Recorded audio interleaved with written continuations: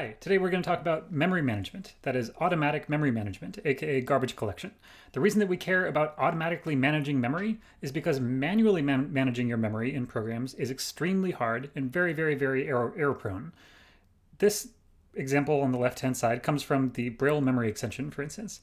In Brill, you can allocate memory and you can free memory, but nothing really stops you from freeing the same memory twice, which is definitely a problem at runtime. And in languages that make you manually manage memory, this is the sort of thing that's really easy to do. And of course, it's not just double freeze. There are all sorts of other kinds of bugs, really bad ones, that happen when you are forced to manually reason about memory. You can, for example, use memory after it has been freed and perhaps reused for some other purpose. You can read uninitialized memory. You can forget to free memory. You can extend over the end of some memory you are supposed to use and read someone else's memory next door, aka a buffer overflow. All of these problems cause real serious issues for software engineering, which motivates the need for some sort of automatic support in getting memory management right. Just for example, last year there was this very highly publicized finding from Microsoft, the security people at Microsoft, who found that enumerating all of their CVEs, which are these reports of security problems within Microsoft, fully 70% of them stem from memory management bugs in languages that are unsafe with respect to memory. That is, that let you write the kinds of bugs that are possible to write in the Brill memory extension.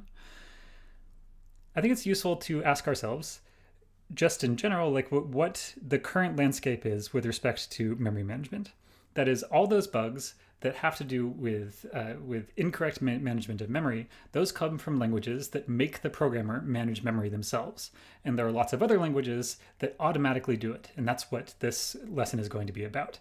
But I think it's instructive to try to brainstorm languages that fall into these categories. That is, ones with those problems, that is, ones in the manual category. Then there's two different subcategories of automatic memory management I want to think about. One is when memory is managed dynamically, that is, something happens at runtime to help automatically reclaim memory. And then there's something where all that reasoning is done completely at compile time.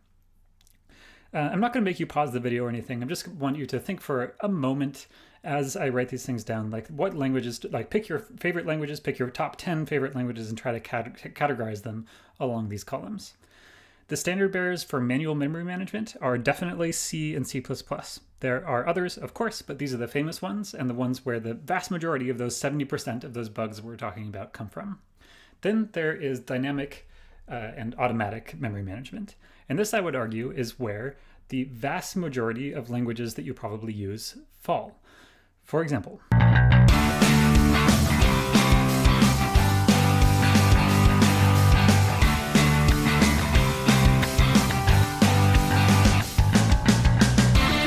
okay, I'm getting tired of writing, but you kind of get the idea. Languages from Haskell to JavaScript all use automatic management of memory. The final category, static but automatic management of memory, where all the decisions can be made at compile time, contains approximately one standard bearer in a mainstream language, and that is Rust. You can find other examples. They're mostly researchy, however. The vast majority of languages that attempt to automatically manage your memory for you and therefore avoid those scary memory bugs are automatic and dynamically managed, and that's what this lesson is going to be about. In particular, we want to create a programming model that looks more like this, that is taking off on that Brill memory extension. What we really want is to be able to allocate memory and then use that memory and not worry about freeing it. That is, never write down a free call and allow a combination of the compiler and a dynamic runtime system to free it whenever it deems necessary, whenever it decides to free it. And crucially, it should never free it before we actually need to use it again. So just as a quick reality check for why I'm emphasizing this dynamic management of memory, you can consider a little bit what it might look like if we tried to introduce completely static management of memory. That is, if we tried to guess when to free memory just by analyzing the program instead of doing some sort of accounting at runtime. It's not that hard for this little program. That is, we can definitely tell we're done with this memory right at the end, if this is truly the end of the program. But let's consider a slightly more complicated example. This is in like kind of pseudo Java syntax. We'll make a hash map, we'll make an object, and we're going to put it into the hash map, depending on like taking input from the keyboard, for example. So like put the thing into the hash map, and then we'll take input from the keyboard again to decide whether to overwrite the same key to store null. That is like to throw away the object something before finally iterating over the entire map and using the stuff. So the question is, how will the compiler know at any given point somewhere in the middle here whether the something object is going to be used again in the future? That is, whether it's going to be used in one of these calls to .use. Is it going to be used in the future here? Of course, that decision depends on two things that make it hard to decide. First, there's taking input from the user. We can never really be sure what input the user is going to provide by typing on the keyboard, so the compiler can't possibly know that answer. And the second is it needs to know something about the semantics of hash map. That is, it needs to know that like overwriting with the same key, which again might come from some unknown place, that is going to destroy the object and we're no longer going to need it in the future. So all of these reasons about like analyzing a whole bunch of code that seems irrelevant to the task at hand, and also dealing with dynamic behavior mean that it's really, really hard to decide where to free memory if we have to do it completely statically. And that's why this lesson is primarily about the dynamic the dynamic automatic memory management techniques, which are collectively typically called garbage collection. In garbage collection, that is in automatically managing memory, the idea is that instead of doing what we really want, which is to free memory the moment that it is certain we're never going to use it again in the future, which that's too hard, instead we'll do something a little bit easier using the evidence available to the compiler and the runtime system, which is that we will free memory sometime after it becomes unreachable. So we need a definition of unreachable. That depends on sort of viewing the data structures that exist in a program as a graph. And what we mean is the graph theory notion of unreachable in that graph. More intuitively, it just means that it's impossible for a program to traverse any pointers through its data structures to arrive at the point where it can refer to a thing. And if that's not possible, that is, it's not possible through any path through the program to get there, then that thing is classified as unreachable and therefore can be freed by a garbage collector. So here's a picture of how the data structures in a program might look and how to view them as a graph. So there are variables involved here. There's like, I'm thinking of these as local variables. They can be normal integers in which case the garbage collector doesn't really care about them, or they can be pointers, in which case they point to other stuff. There can also be global variables, aside from just the stack local variables. And then like the actual objects involved can be things like objects with multiple fields, like in object-oriented languages, or they might be arrays that also contain pointers. But in any case, the values inside those objects can themselves be primitives, like they could just contain an int, for example, or they can point to other objects, like this field of object B points to array A, and this field of array A points to itself. This, I hope you can see, is how you form a graph. That is, the values that can contain data, those are the vertices in the graph, and then where the pointers within those values point to, those are the edges in the graph, and self loops are allowed. Broadly speaking, it's really helpful to divide up this memory graph into two main things. There is the heap, that is like the stuff that is allocated off of the stack, this is the stuff we will eventually want to free. And then there are the variables that can refer to that can refer somewhere into the heap. In particular, these are the local variables from the stack and the global variables. Those can contain pointers to stuff within the heap, but we're never going to free a global variable by itself. That exists forever. And we're not tasked with freeing local variables. Those are going to go away when the stack frame returns. We're only considering those things because they can point into the heap, and that's where all the challenge exists. That is, that's where we need to decide when to free values.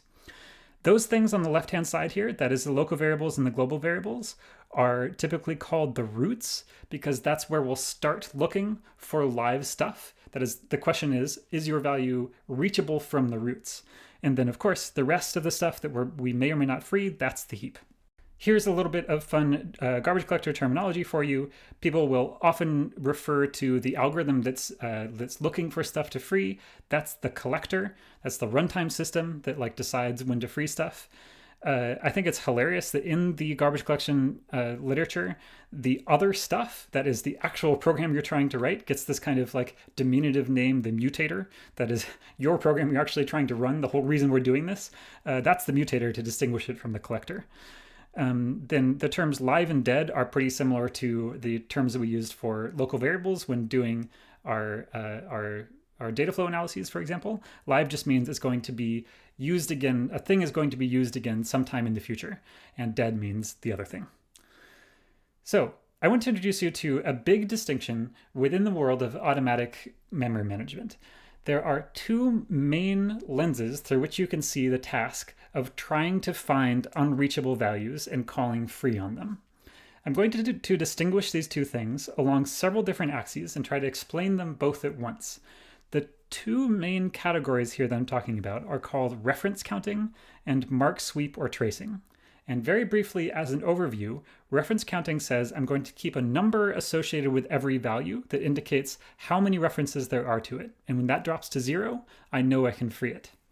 And mark sweep says I'm going to start at the roots and do a kind of graph search from there. And everything I can find from it, I will keep, and everything else I will free. I'm going to go through these step by step, and hopefully you get an idea of how these are kind of related but different from each other. All right, my cat Lefty got really excited about this distinction between reference counting and garbage collection. She's going to be with us for the next little bit of the lesson. Lefty, say hello to 6120. Say hello to Lefty. Okay, so as I said, the first difference between reference counting and tracing is that what the metadata they have to keep along with every object that they might want to free. So reference counting tries to keep a value associated with every node in the graph, that is every value we might collect, that represents its in degree. That is how many references, how many pointers are pointing into that node, who might have a reference to that thing. Mark sweep or tracing, or sometimes it's just called garbage collection, doesn't have any extra metadata. Instead, it's just going to analyze the graph. The second difference is when these two things run.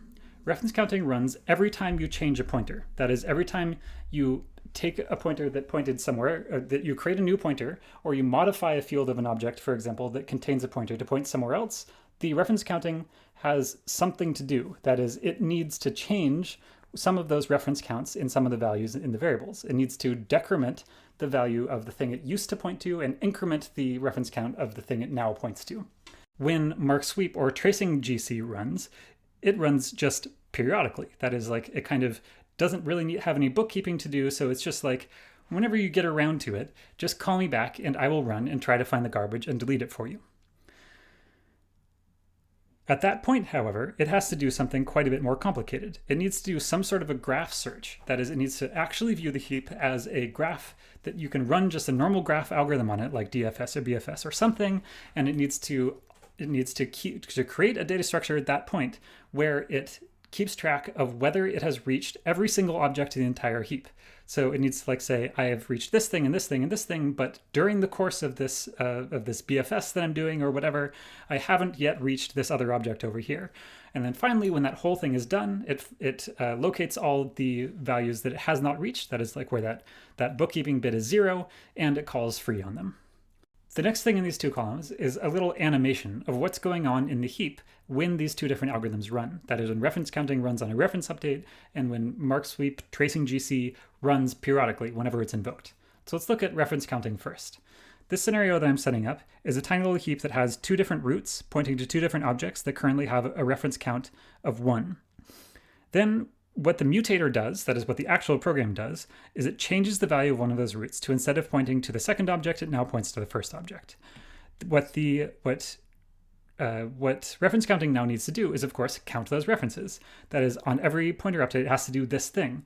It has to look at where the value, where the pointer was previously pointing, and take that count and mark it down as and decrement it. And it needs to look at where the reference is currently pointing and take that value and increment it. So now that's 2.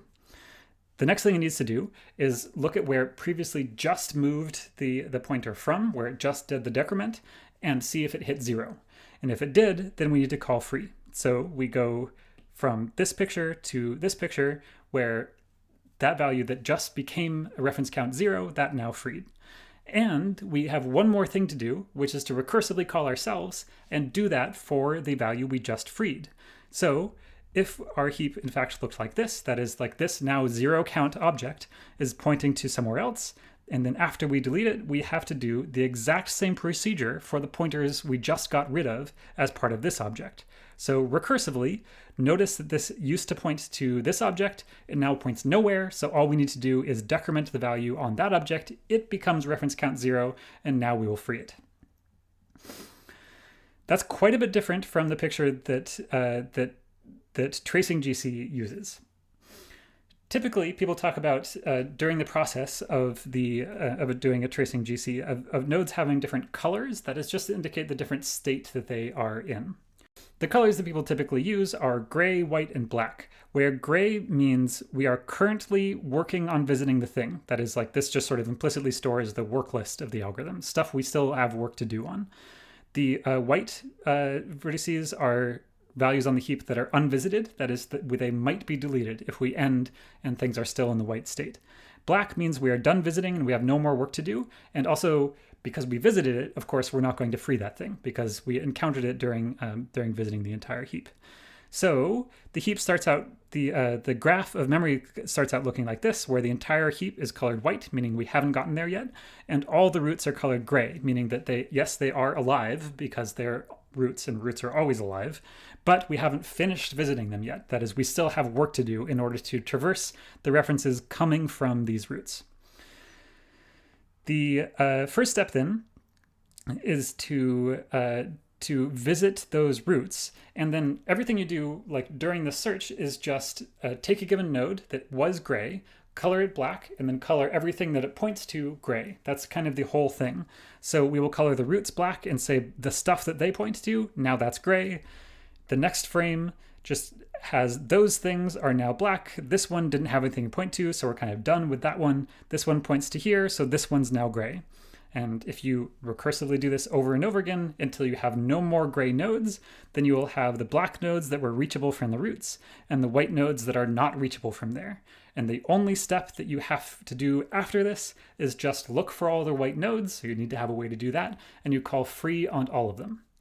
So that is the big distinction that I want to leave you with today. The rest of this lesson is going to be further distinctions on the side of mark sweep or tracing garbage collection, but this is the big difference. When you start out and to add automatic memory management to your language, are you going to count references and do that kind of like eagerly on every reference update? Or are you going to do it kind of lazily and try to find the garbage by doing a big, heavy graph search periodically instead of on every reference update? I would like you to think for a little bit about whether one of these is better than the other. That is, I would like you to think of as many reasons as you can to prefer reference counting or to prefer mark sweep. Pause the video now and write down your reasons. That is, really try to be positive about both of them.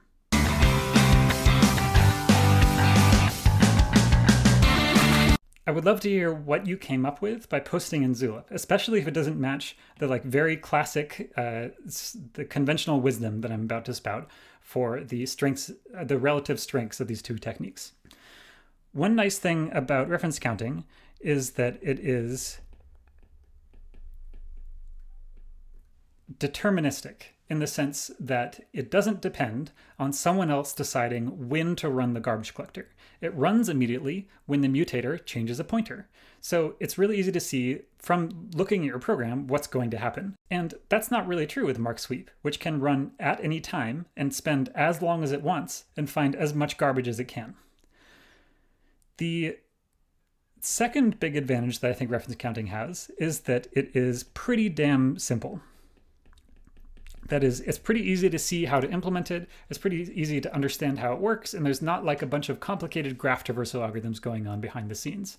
Mark sweep, on the other hand, is going to be the subject of the rest of this lesson for a reason. It creates a huge design space of possible choices, and there's many different ways to do it, all of them more complex than the last one. reference counting at the very least is quite simple.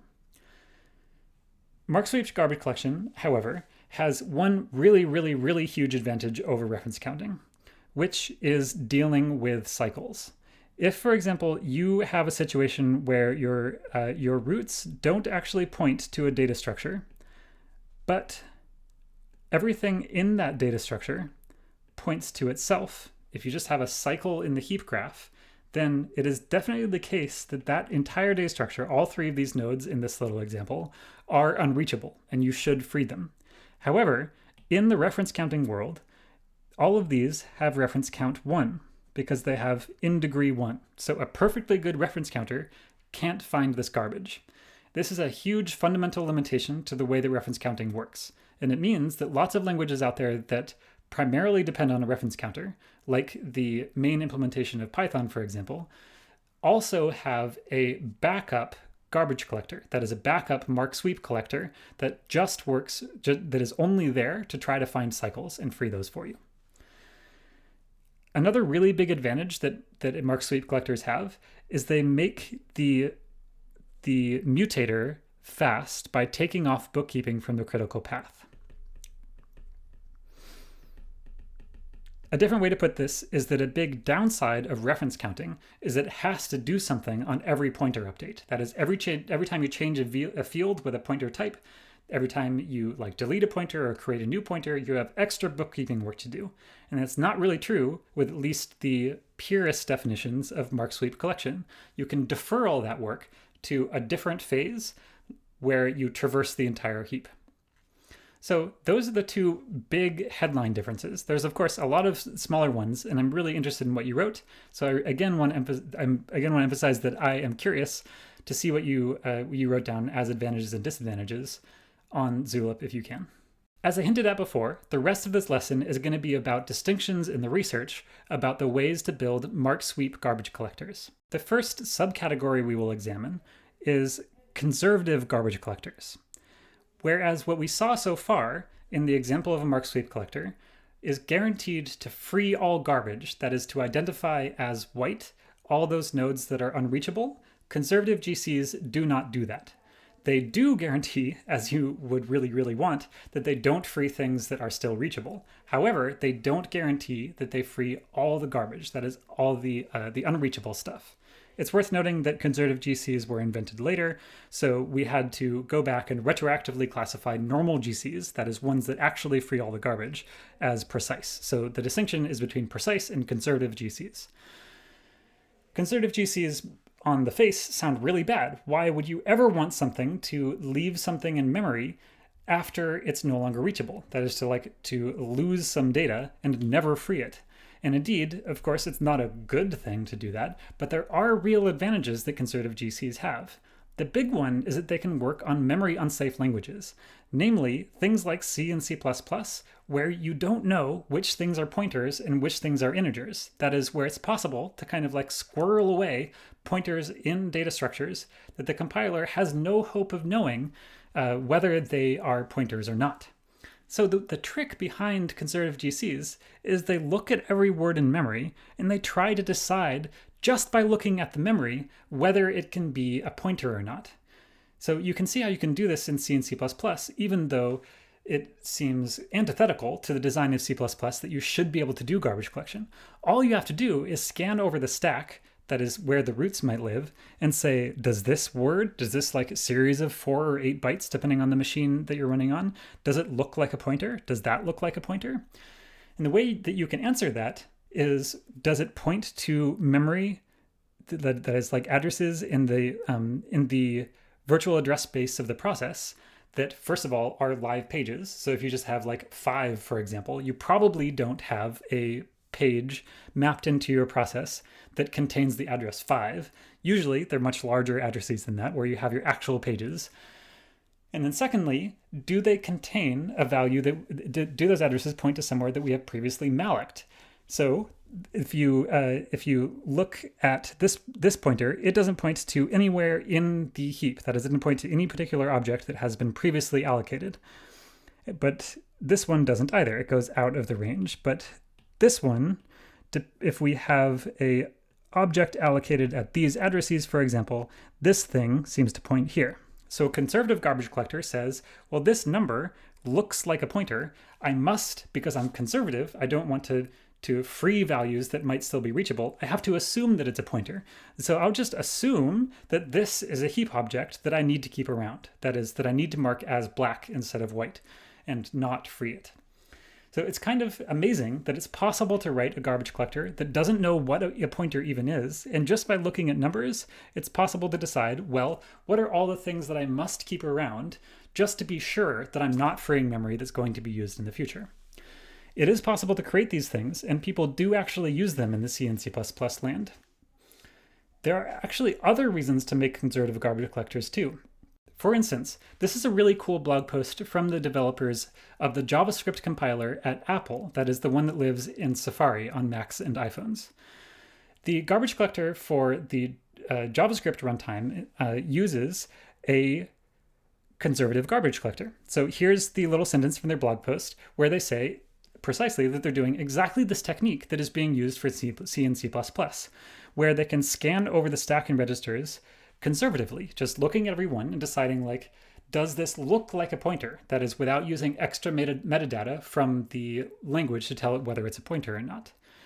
My question for you is, why would they do this? That is, in a language like JavaScript, where you absolutely know, because the compiler made them, which things are pointers and which things are not, which things are just normal integers, how can you possibly, why would you ever use a conservative collector?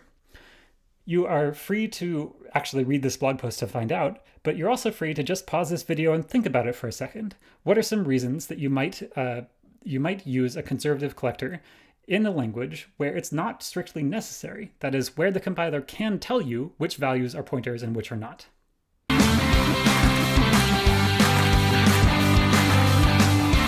I'm not going to tell you the answer here. I would love you to post on Zulip if you have any ideas about why they might do this, or just to read the whole blog post and see if you can glean any thoughts about why these developers of a JavaScript compiler used a conservative collector. The next question you might have about conservative collectors is whether they would waste a ton of memory. That is, like, sure, you can do this, but won't you be erroneously keeping around a whole bunch of data that is never pointed to just because the program happens to use an integer that looks like a pointer to that memory? The answer, surprisingly, is no. I'm pointing you here to a really cool paper you can read by Hans Bohm, who's done a lot of the foundational work in this space, who shows how common data structures are actually, by their very interconnectedness, robust to the kinds of errors that conservative GCs can make. He defines this GC robustness criterion that says something about the shape of your data structure, that if you satisfy this criterion, then the extra space that can be taken up by a confused conservative GC is bounded by a constant factor. And surprisingly, most data structures in use today satisfy this criterion, and this goes for a long way to explain why conservative GCs are actually practical, despite sounding initially like a really weird idea. One other especially weird fact about conservative collectors is they tend to work better on 64-bit machines than 32-bit machines. Fortunately, we live in an era where most computers are 64-bit these days. That is, most of our desktops and laptops and phones and servers, they're all running some sort of 64-bit architecture. That is, where pointers are 64 bits wide. And this, in general, makes conservative collectors work a lot better in the sense that they are much more precise than when they are on 32-bit machines. For example, I found this discussion on the listserv about the Go language super fascinating because it has to do with, like, bug reports that people have been getting about their Go programs using a whole bunch of more memory when they're running on a 32-bit machine, and then they switch to a 64-bit machine. All those problems go away, and the reason is that Go uses a conservative collector. So I'd like you to pause the video now and ask yourself why this is. That is, why in general, and this is definitely true empirically, conservative collectors tend to be a much better idea on 64-bit machines than 32-bit machines.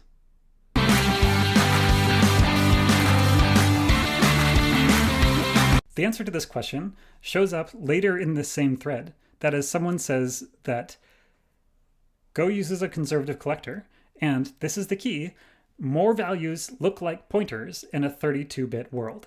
That is, when you have 32-bit integers and you have a world of data you've allocated, That's just denser in a 32-bit address space than it is in a 64-bit address space, where it's very sparse and it's unlikely for values to be confused for pointers.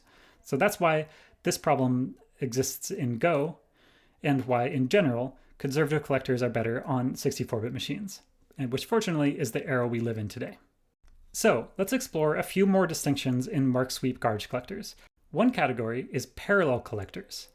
Parallel garbage collectors are exactly how they sound. They basically just use multiple threads that execute in parallel to do the mark sweep process. This is a really straightforward argument. We have multi-core CPUs today. Why just run your collector, that is the graph search algorithm that like marks things as white or gray or black? Why run that in a single-threaded way? Why not use multiple cores to do it? This is important, but not all that interesting. Not as interesting as the next distinction, which is a pretty ambitious idea called concurrent collectors. Whereas parallel collectors run the collector in parallel, concurrent collectors run the collector and the mutator in parallel. That is, that those two things are running concurrently in separate threads or even on different cores. As with conservative collectors, when concurrent collectors were introduced, we had to go back in time and rename every collector that existed in the past as distinct from that. Concurrent collectors are the opposite of what are called stop-the-world collectors. Stop-the-world collectors work exactly how you would expect. The mutator runs for a while, and then eventually the GC decides that it's time to run, the mutator stops, the GC runs and frees some stuff, then the mutator runs for a little while longer, and then we go through this sort of alternating process. Concurrent collector runs both at the same time, again, in different threads, possibly on different cores. So the mutator just keeps on running, and the GC runs separately and runs at the same time as the mutator. I'd like you to pause the video now and write down as many as you can the positives and negatives of running the collector concurrently with the mutator.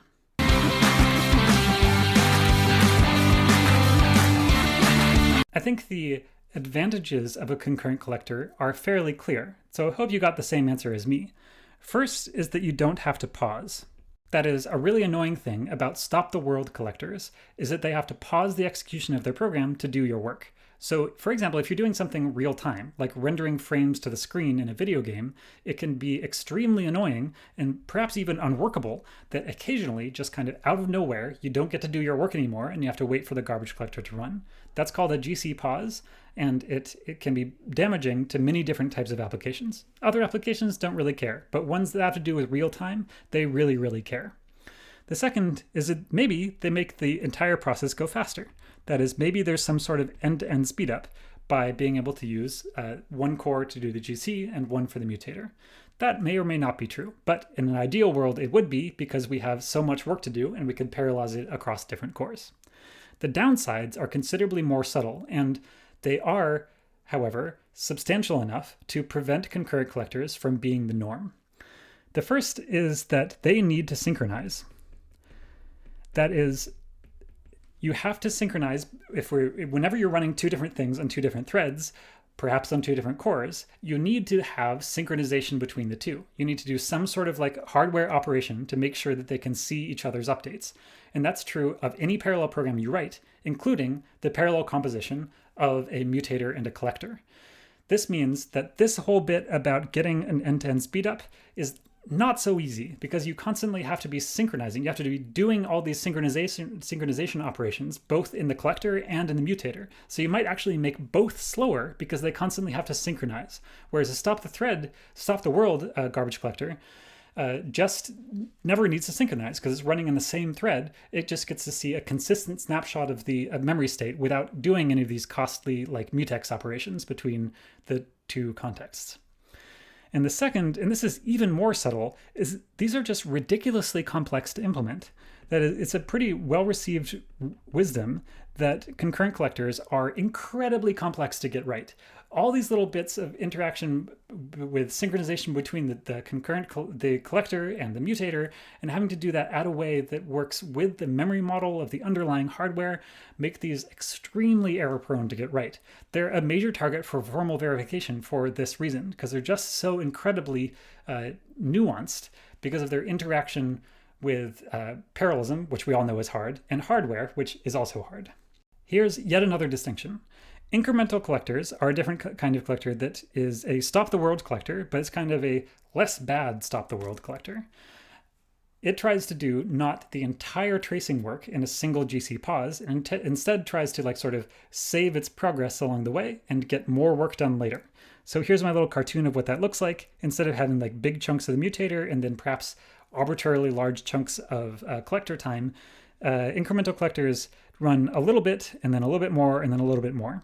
So they kind of like advance the process of doing the tracing just a little bit in each GC pause, which means they need to sort of like save the intermediate state of the processing so that they can pick it up during the next GC pause and have that not be ruined by the mutator in the process.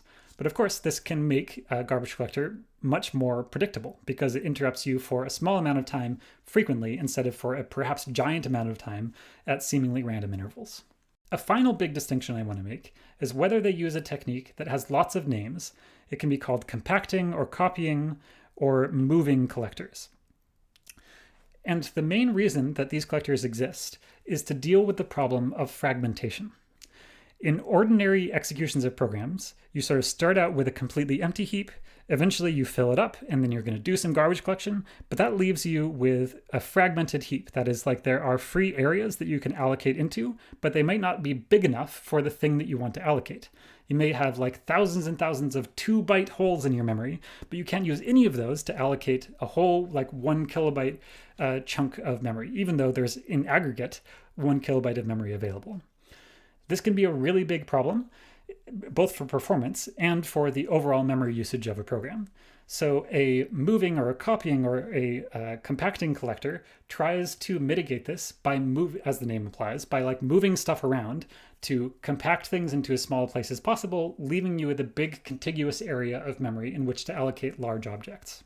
A compacting collector sounds really great, but it has to deal with one enormous practical issue, which is that it has to do something with the old pointers that are pointing to moved memory. So I'm going to draw a little heap here. Say we've got like a few objects that point to each other. This is a perfectly happy heap. Points all over the place. These point to here. And a moving collector comes along and says, none of these nodes are dead. However, there's fragmentation, so I would love to take this node that used to be there and move it somewhere else. These pointers that used to point to that node are now wrong. They point to memory that we have freed up for the purpose of getting rid of fragmentation. So the question I have written in the notes here is, what should compacting collectors do about this? That is, if you were a compacting collector, how would you deal with the problem of out-of-date pointers that come as a result of your moving memory around? This is a terribly open-ended question, but I think it's instructive to just ponder for a while. So please pause the video, go for a walk around the block, and just think for a moment about what you would do to deal with this problem of dangling pointers.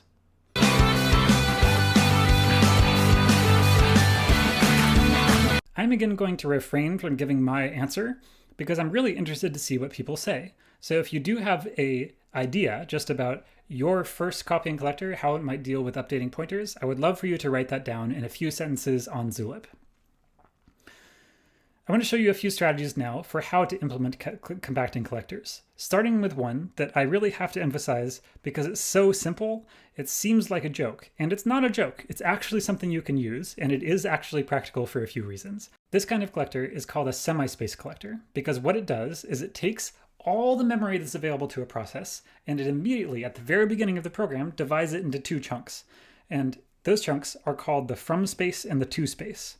With a semispace collector, the first phase is that you just let the mutator allocate things willy-nilly into the from space. So you don't do any garbage collection at first, you just sort of like let it, whenever it makes a new thing, you put it into the from space, allocate, allocate, allocate, make some big objects, make some small objects. Nothing's being freed because we're not running garbage collection. And eventually you run out of space. So the moment that you can't allocate anything new in the from space, it's time for the garbage collector to run. And so you do the whole mark sweep thing. You find all the stuff that is that you want to keep. Let's like mark some of these nodes as to be kept, and a bunch of this stuff is now garbage. And you do the following thing. You find all the reachable objects, that is the black nodes from the graph, and you just copy them over to the to space, which is completely empty at the moment. You copy this over, copy that over, copy that over, but we can leave behind all the white nodes, all the stuff that is garbage that we didn't reach during the graph traversal. And then here is the trick, and here's what makes it sound like a joke. All you do is switch the from space into the to space. So now this becomes the from space, and it's where we're going to start allocating new objects as the mutator continues to run. And the to space, yes, it contains a bunch of data, but we don't have to worry about it anymore. We don't have to do anything with that stuff. We can just consider it garbage memory that we don't need anymore. And the next time the garbage collector runs, we will flip back the other way by copying things from the from space to the to space, which was the old from space, and we can keep on doing this forever every time we fill up half of memory. Semispace Collector is nice and elegant, but I think you can probably see the problem, which is that it requires you to double the amount of memory that you want to use. In practice, this is not so bad because all garbage collectors tend to have a significant memory overhead. But as you might expect, we can do a lot better than Semispace. In the real world, most compacting collectors today are generational. Generational collectors exploit something called, in a very highfalutin way, the generational hypothesis. The generational hypothesis has this very pithy but almost useless statement that says that most objects die young. What the statement actually means is that, and this is a lot less pithy, but in my opinion a lot more useful, is that recently, at any given time when your garbage collector runs, it is much more likely that you need to free recently allocated objects than ones that were allocated a long time ago. This means that if you spend all your time looking over the entire heap looking for things to free, you're wasting a bunch of time because most of the garbage you're going to find is among objects that were recently allocated. So here's a kind of pictorial way of putting it. That is if we, along the x-axis, if we plot the age at the death of the object, that is when it becomes unreachable and will be collected. And on the y-axis, we're just doing a histogram, so this is the frequency of objects dying at that age. For the most part, things die relatively young, and there's kind of a long tail as we go out to things being older and older. So maybe you can try to imagine why this might be true. Empirically, it is borne out. This is true of most programs. But there's a lot of things that programs allocate and then they use for a little while and then they're done. But if things survive for a while, if they get out here, they're much less likely to die in the next garbage collection because they've been around for a while. They sort of proved their worth for the program. They're going to hang around for a while. You can probably imagine a lot of programs have big data structures like this. That is stuff that gets allocated and hangs around for a really long time. And therefore, if it wasn't freed last time and it wasn't freed the time before that, it seems pretty unlikely, although possible, that it needs to be freed in the next garbage collection. And that, the generational hypothesis, is what a lot of collectors exploit in order to make their collection more efficient and to find more garbage faster. One way to think of this is kind of generalization of semispace collectors, where there were two different regions in the heap, and you're just copying things from one place to another and then back again. Generational collectors are like that, except that they have a sort of a telescoping range of different areas of memory, of different sizes, and crucially, different ages. So you can view the heap pictorially as something like this, where you have one small area where you do all your allocations, and then once that fills up, you move things into this next area, generation 1 from generation 0. And then as that fills up, you move it on down to the next generation, and then from there onto the next generation. And the critical thing that makes this work is that we run collections at different frequencies on these different regions of memory. So in this smallest, fastest, youngest generation, generation 0, which is sometimes cruelly called the nursery, we will run collections very often because it is often possible to find a lot of garbage that has recently been allocated. And then anything that survives out of the nursery, we put into generation 1, and we run collections on that pretty fast, but not quite as fast, and so on through as many generations as you like. By tuning the number of generations, you can kind of categorize things by the probability that they need to be collected, and then therefore tune the aggressiveness of your garbage collector accordingly. That is try to find the most garbage without spending a lot of time analyzing stuff that is unlikely to be free because it's survived for longer. So that's generational garbage collectors. I want to take a moment to acknowledge that I've just thrown a whole bunch of distinctions at you. So I thought it would be useful to kind of like go through these like telescoping distinctions in the way that we build memory management systems. All the way from the idea of like, well, do you manually manage your memory or do you do something automatic at all the way down to this fairly sophisticated notion of a generational collector. So to recap, the first distinction that I gave you was between doing manual and automatic memory management. The standard bearers for manual memory management are C and C++. Automatic memory management is most modern languages that aren't C and C++. The next distinction is within automatic memory management, are you going to do it dynamically at runtime or statically at compile time? Doing a complete job of automatic static memory management is an incredibly difficult problem that has broad range of implications for the design of the language itself, which is why pretty much the only language that's even attempting to do this in a mainstream way is Rust, which is why most of this lesson is about the predominant technique for automatic memory management, which is dynamic, aka garbage collection. Within dynamic automatic memory management, we made a distinction between reference counting and tracing or mark sweep GC, and I asked you to think deeply about what the advantages and disadvantages are of both. A paper we'll discuss coming up very soon has to do with the kind of duality between reference counting and tracing GC. I kind of went off onto an aside here. Within tracing GC, there's several questions about like how you can implement a tracing GC, including are you going to do it in parallel, that is a multi-threaded collection? Is it going to be concurrent, that is will the mutator and the collector run at the same time? And will it be incremental, that is will you leave work for yourself to do in the future? Within tracing, i.e. mark sweep collectors, the main distinction that we have is between precise and conservative collectors. Precise collectors are the normal ones. Conservative collectors are the strange ones that might leave some garbage around.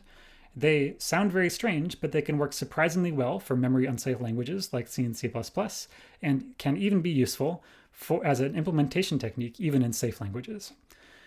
Within precise collectors, there is the big distinction is whether you do compacting. That is like whether you try to move or copy data to avoid fragmentation. I don't have a good name for non-compacting collectors. Within compacting collectors, then finally we got to the idea of doing a generational compacting collector. So that's a big kind of decision tree here, and I hope this gives you an overview into the wild world of a very, very, very large topic in the research on the implementation of programming languages.